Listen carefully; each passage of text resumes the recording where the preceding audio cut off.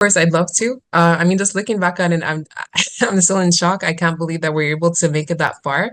The topic or the theme for this whole event or this specific competition was basically how we're able to reinvent the future of beauty by using tech Yeah. and helping beauty professionals to use tech. So how can we combine those two together? L'Oreal is in one of those companies that's been on my radar since my first year of university. I saw a lot of the things that they did. I've always heavily interested to be a part of that. And their brainstorm competition is something that they do every year. So I love that. I love the idea of it. My friends and I, my sister and I, we got involved, and in a team of three, we pitched the idea called Beauty Sphere.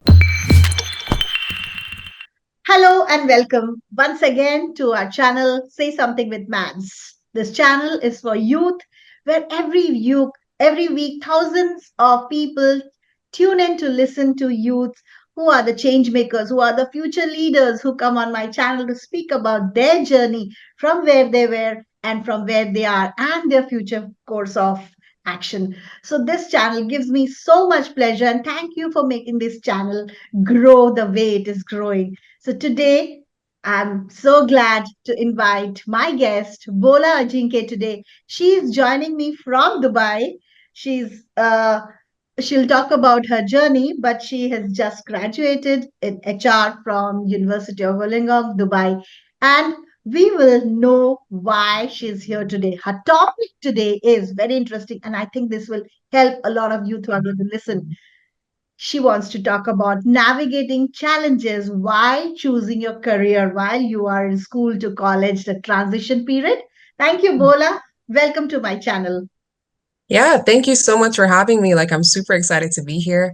I'm super excited to have this interview with you and to talk more about the topic that you just mentioned, navigating all these uncertainties, because it really was a challenge choosing HR. So I'm excited Yes, to share my experience and share that with other people.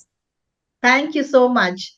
Let's go back a little bit how Bola was in school. What was she like doing in school when you look back? Take us to that journey and also tell us what is that one thing you will want to not repeat what you did in your school when you look back now. Yeah. Oh my goodness. Wow. It's been quite a while now that I think about it. I I loved my high school experience because, like you mentioned, I was born and raised You here in the are which UAE. part? Which, So you are in which school? I was in Al Salam private school for most of my primary years and the beginning of my secondary years. And then I transferred to Al Salam Community School when they built a sister school. So I spent the last years of my secondary years then. Yeah. So I was pretty much in the same school throughout, from nursery Oh, till primary and secondary. So I had a great like connection with everyone there. I My teachers felt like parents and family to me. My school friends were like my siblings. So I overall loved my experience. I was the type of person where I was involved in every single thing possible. So right from even like year seven onwards, I was nominated to be part of the prefect or the student council. I came back in again for vice captain later on. I was heavily involved in like leadership activities, a lot of like extracurriculars. So I was part of the basketball team, other types of activities possible. I also tried to do a lot of fun activities with my friends. So we'd have a couple of events throughout the year that we tried to organize at school, like a bake scale or a breast cancer awareness day. So yeah, when I look back, I really, really enjoyed my overall like high school experience because I had so many great opportunities to be a part of a lot of events. I was known for like really public speaking. I would like host a lot of yes, events at school as well. So I loved that. I loved doing that. And I also loved just being able to be exposed to those opportunities to go for events, go for trips, go for all those different extracurriculars. About the second part of your question, when you mentioned if there's something that I would change, oh, that's hard. That's really hard. I think I think when I look back, there were definitely many times when I would be overwhelmed by maybe by exams or midterms or different sort of things coming up. I know that I can tend to be the type of person where it's like I really want to try to put my best foot forward, So if maybe I would get the grades and it wasn't exactly what I was Okay. expecting, or I felt like I could have done better, I think I put a lot of pressure on myself. But I mean, looking Constant. back, I'm just like, no one really cares No about one that cares. grade that we got. No No one one knows. cares how much you got in chemistry, how much you got in bio. No one Exactly. knows.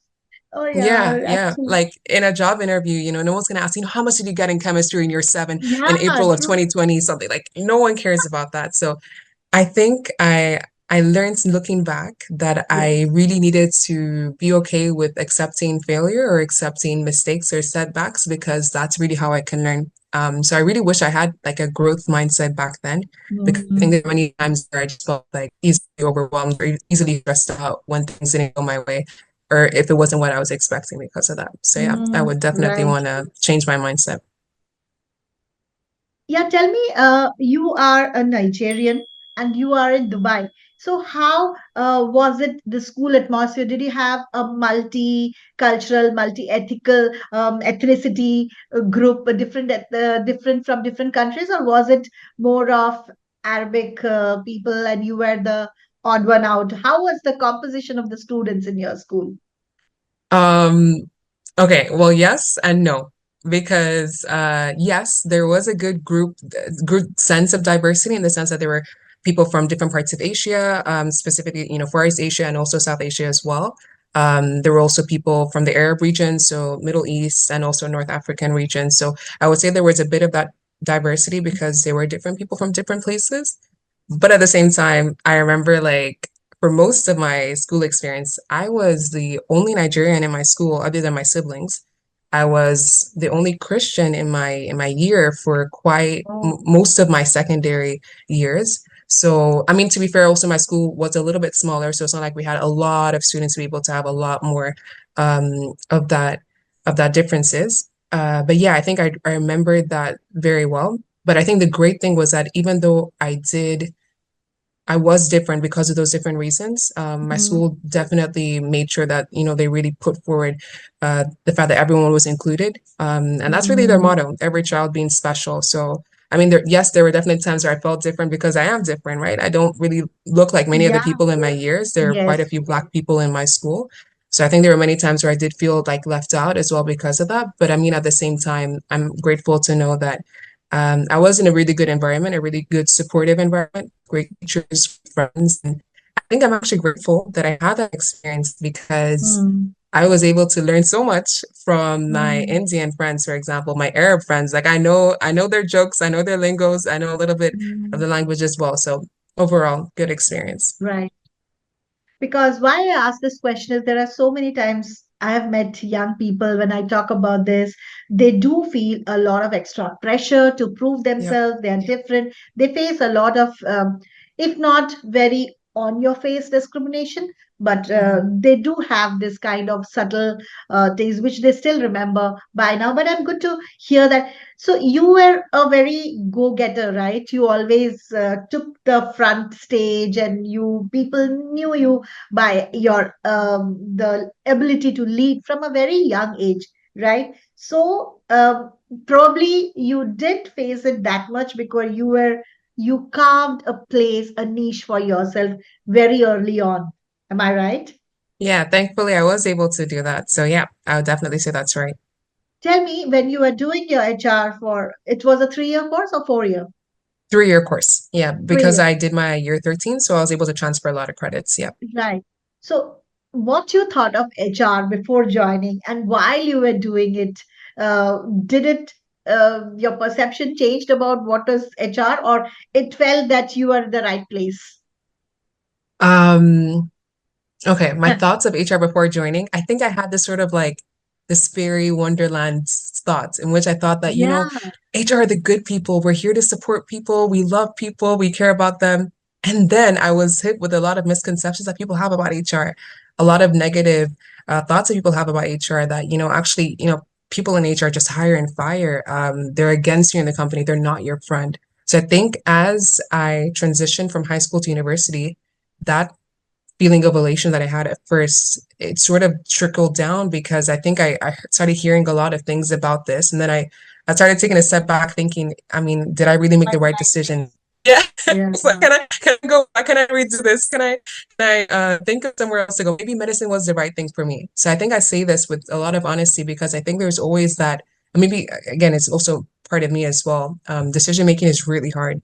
And I think especially like being able to make such a big decision about your career at the young age of Mm. like 17 and 18, I Yes. mean, that's really young. And sometimes it feels like there's a lot of pressure to be able to know exactly what you want. So I mean, overall, I had those good ideas about what I was getting myself into. But when I heard a lot about that from other people, I started, I guess, doubting myself or second guessing whether this was the right decision.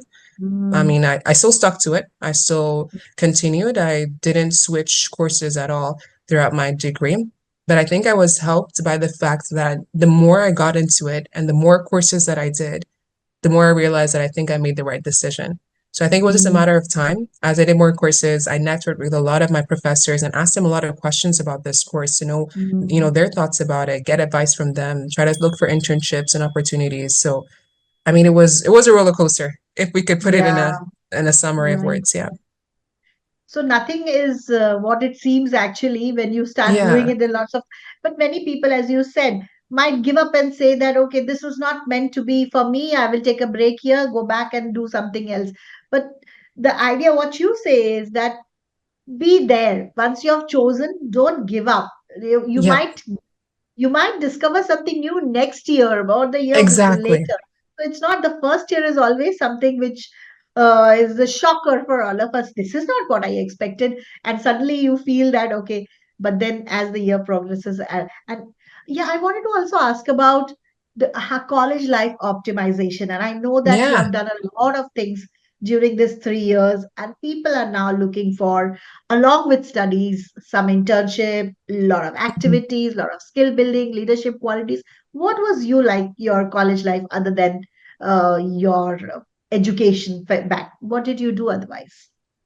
Yeah. I mean, again, from my first year of university, just looking back, I remember that I tried to get involved in as many opportunities as possible. So when they had the club market day, I was there at the different club stalls, trying to figure out what the different clubs were doing, what activities and opportunities I could get involved in. So from the extracurricular side of things, I tried my best to be involved in all these things from the start.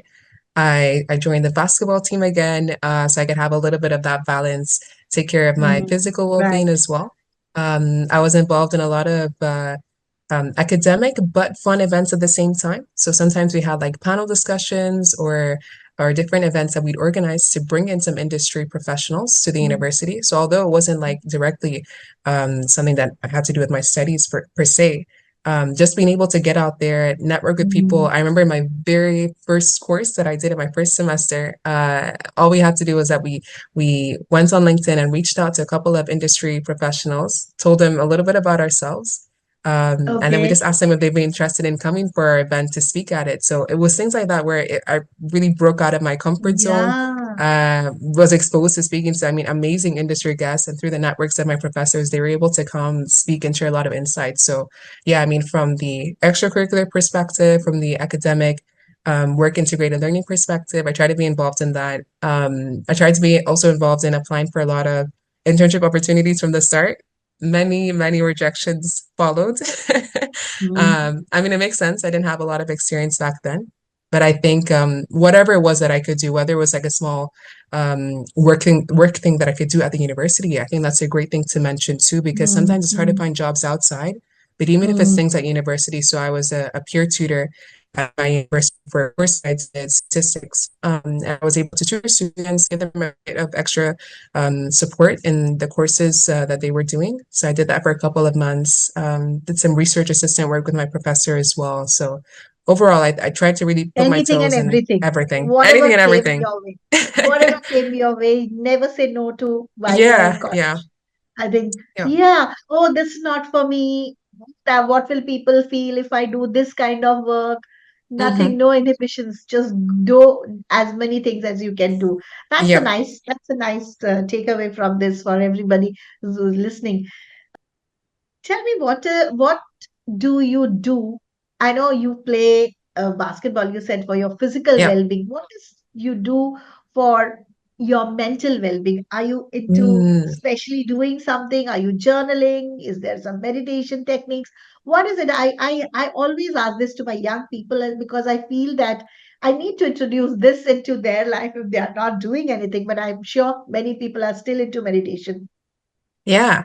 Um, Honestly, I think although this sounds really simple, the thing that I often end up doing is just taking time off. So just being intentional to just stop. You know, if it's been a long day and any time to myself, sometimes I literally just take my phone, I put it in a cupboard and I hide it away so I don't even see it. Best way to do it. That's amazing. If it's Yeah. for like 30 minutes, Mm. an hour, just taking it away so I don't have any distractions. And so I can just think and reflect about my day. So I know a lot of people do yoga and things like that. I'm sadly not one of those people. But I know that in general, like just taking time to just stretch and Mm. exercise is really helpful. For me, though, I think Yes. it's just mostly just taking time off and trying to use the time that I have then taken off. Right. Either it could just be as easy as sleeping sometimes and just Yeah. taking time to And as rest. well as spending time with your parents, just talking Yeah, without looking at the phone is itself a exactly. kind of de-stress. And Yep. I'm very happy to hear that you are actually maybe not consciously, but you are on the right track. So, in fact, today morning, when I was feeling very overwhelmed about something, Mhm. I just, though I walk every day morning, but whenever I feel this, I just instantly step out. I step out of my Yep. house and then it feels good. I love that you mentioned about spending time with family because I realized that that actually really helps me just speaking with my mom or speaking with my dad about my day or my siblings as well. Mm, Even just one more thing that I've realized that I've started or tried to start doing is it's a little bit more of a creative approach. I don't do it as often, but I want to do it more. mm, Doing things that I used to do as a child that I don't have yeah. time to do anymore.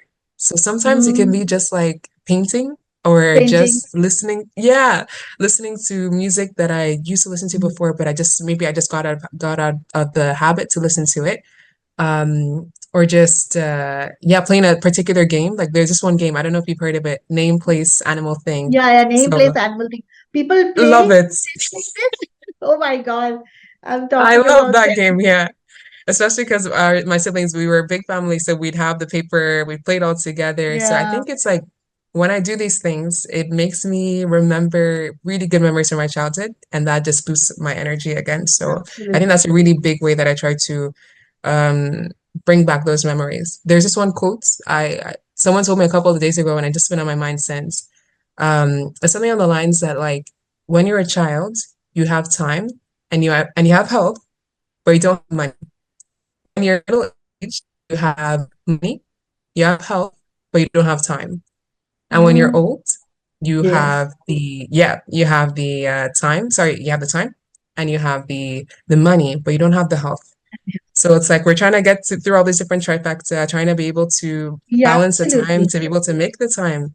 But then you Mm, realize mm, that no matter how old you get, it's just about making time then and there and not waiting or delaying that. So there's right. always going to be something that we're missing. Yes, yes, absolutely. How important is traveling for you? Also, it's like, okay, you travel out is the best form of learning.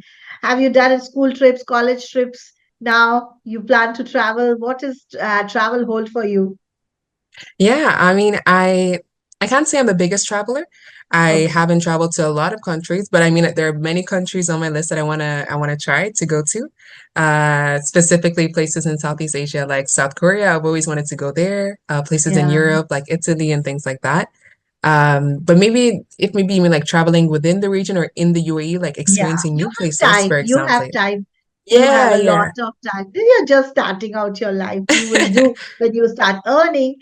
Please save a part of it so that you travel at least Yep, once or that's true. twice every year. As you said that when we have everything, we don't have health. So I see many people. I will travel when I after retirement, but of course things are changing right now. Yep, That do it and yeah, whenever you can. So yep. yeah, Bola, I wanted to ask you this question: Is whom do you consider as your idol in life or a hero in life? This is gonna sound super cliche, but Okay. I'm gonna say my parents. Yes. Um, and I say that because Like, I'm in my 20s, living here in the UAE, straight up Dubai kid, Nigerian national. That's not that common for a lot of people to Yeah, be able to be able to live that third cultured life, have that multicultural experience. And then I realized that it's really because of the sacrifices that my parents made when they were younger. They came from Nigeria to the UAE. My dad set up his business here, brought my mom here when they got married. And oh my yeah, just looking God. at their journey, they've been here for almost like 20 to 30 Ah, years. Almost 30 now, yeah. So just thinking about like the sacrifices that they've made to be able mm, to set up the business here in a new market, like back then the UAE was a completely different place. It wasn't that like yes. booming, hustling, Yeah. business hub. It was a desert, and he came all the way Your from there father to was a here. visionary. He's Yeah, a sometimes visionary. I'm like, yeah, I think he really was. To think that Wow. far, to go that far, and again, we didn't have like relatives here, so it wasn't like, oh, at least we have people in the region. Like a lot of things could have gone wrong. But when I think back and I'm like, he was able to come here. He was able to make it this far, bring my mom here, start a family here. I'm grateful for Wow. that. I'm thankful for that Wow. Of course. experience. Of Yeah. course. You don't have to look these for hero outside. Do you have still, do you go back to your roots? Go back to Nigeria once in a while? Do you have your grandparents there? Do you have still connection with your motherland? So I have gone to Nigeria quite infrequently, sorry. When I think the first time I went to Nigeria, I was actually just 11. Um, One more thing which comes to my mind is that do you read? If you read, I'm sure as a student, in HR, you do may not be getting time to read a lot. But if you have a special genre of book you like or any book recommendation you want to make to our listeners. Mm. Um, when people ask me that question, my answer is always that I have my reading phases. So there are definitely points where, like, I read like a lot of books for a Okay. couple of weeks or months, and then I sadly Okay. don't either I don't have the time or yeah, maybe I'm moving on to a different hobby to do that then. So I feel like my reading is sort of on and off. Okay. Some of the genres that I've loved reading, or maybe the book that I've just read that I really enjoyed Mhm. actually was an Yes. HR book. The name of the book is called Talent Magnets. It's a book Okay. by Mark Miller.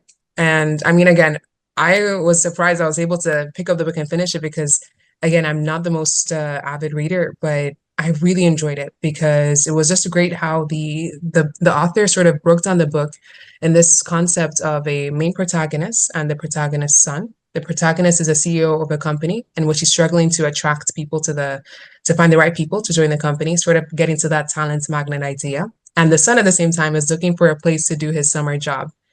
And Okay. each chapter goes back and forth. The father is trying to find out how he can attract talent, and the son is he goes company to company trying to find the right place to find where he can do his summer job. Wow, And by that's the an end amazing of the book. whole book, yeah, I mean, I think what I loved most about the book was the structure. Because then by the end Mm, of the book, you realize that both of them come to the same conclusion to figure out what people are looking for, what is talent really looking for. And it was three main things, sorry. The first is that people want a bigger and a brighter vision. They want to be able to work with a company that gives them career development and all those mm, opportunities. People want a better boss, not just someone to micromanage, but to really lead and inspire them.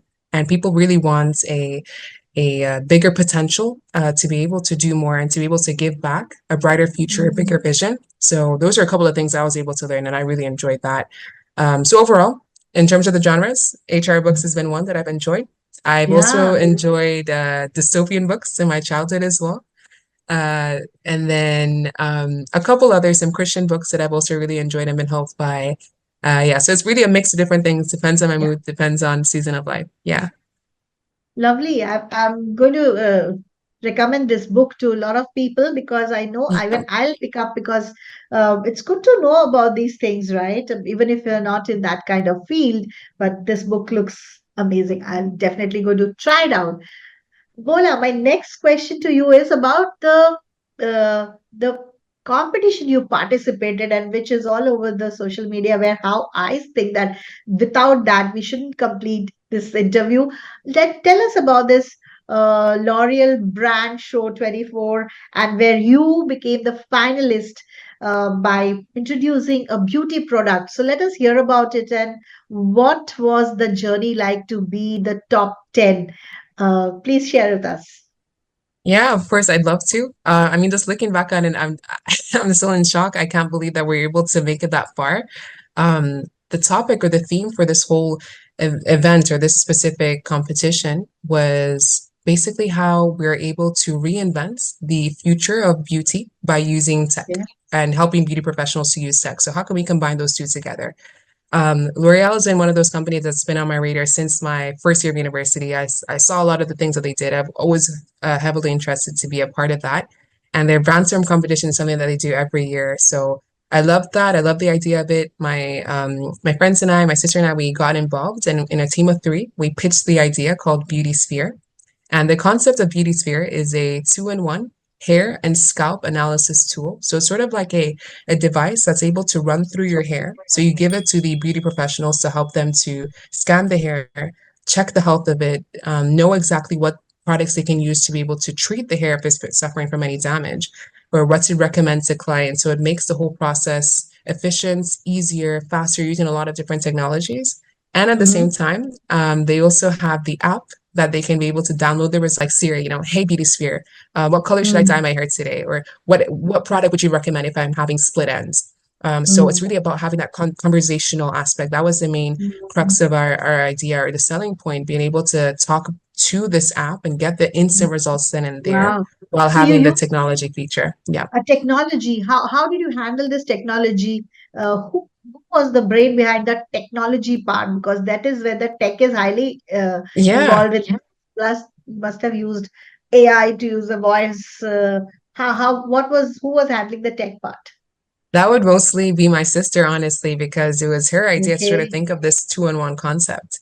And I'll leave that mostly to her because she knows more about Yeah. that. But it's all about digital, I think, microscopy and using Okay. AI and infrared, Wow. these different sensors to be able to check the health of the hair, check and scan it as well. So she's all about computer science, so that's what she's Okay, studying. So that's thankfully, why. she was Yeah. able to cover that. You Yeah. need a techie to do Yeah. Yeah. cracking. Amazing. And I think it's going to be a very memorable incident forever for you. What is your plan, Bola, going ahead? Are you going to be immediately taking up job somewhere, or what is it the plan? So right now I have been really thankful because I've been working part-time at a company called Spragaman. It's an immigration services company, a global firm with many offices. And I've been working there as an HR intern over last summer. I was able to Okay. thankfully join their team, and I've continued working there from the summer till throughout my whole final year of university Oh, part-time. okay, So okay. yeah, Mm. I plan to continue working with them, hopefully, or being able to continue to explore those opportunities that Wow. I've had So you because it's already have been, a job. Before you yeah, graduated, you're already working. Fantastic. yeah, How good it's is been that? such a great team of people. I mean, I look back and I'm like, I'm really thankful because it's great to have that experience before graduating so I know what I'm getting myself into. So I've loved the people, love the team, love the family culture that we've got. And I'm looking also Mm, in the long term to think about getting into different industries, thinking about getting into different roles and different parts and functions of HR because it's so broad, and mm. developing my skill sets in that aspect. So yeah, Right, great. You have less of a worry to now go searching immediately because you started early. You yeah, started yeah. interning earlier so that you don't have to just jump in the market and start looking immediately. You're already set, and then now you can do it slowly. There's no pressure to earn immediately because you have been Yeah. doing this. Yeah, this is a big issue for people. The moment they Mhm. finish, they have to earn back to either the pay back Mm, the loan yep. or the parents to see that okay, I'm working, so that sometimes they choose the wrong place to work instead of finding out what the best fit is. Mhm. But yes, good for you. My second question to you would be, you are given an opportunity to go on a dinner with three people whom you have never met. Who would those three people be on your table?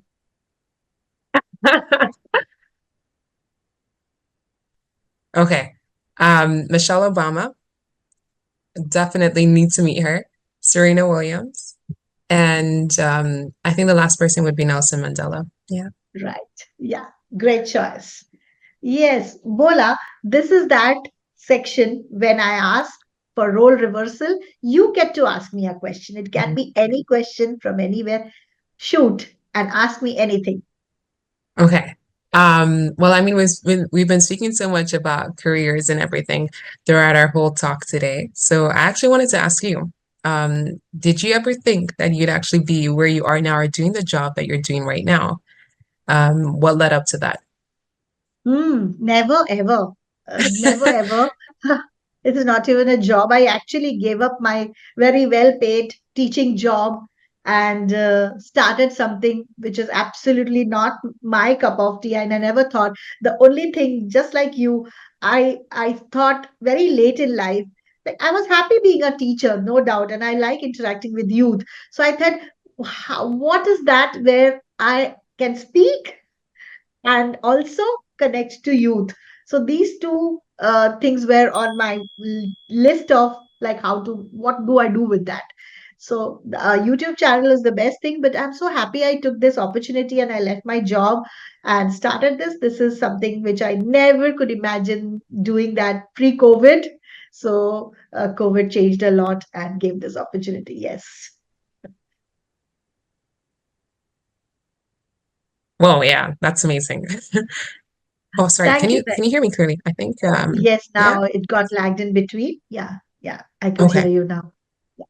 perfect. So yes, so thanks for that question. It always takes me back and yeah, to reminiscence where I was and where I am, what am I doing.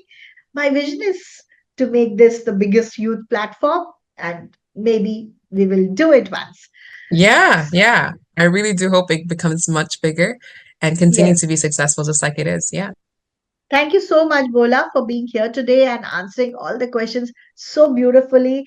And it made so much sense that why the dilemma from a young girl to now HR professional and how you charted your life so beautifully Mhm. with grace. So thank you so much for being here. And I hope my listeners get a lot of insights into why you should choose HR, who are a person, who are HR people, and why they should do it.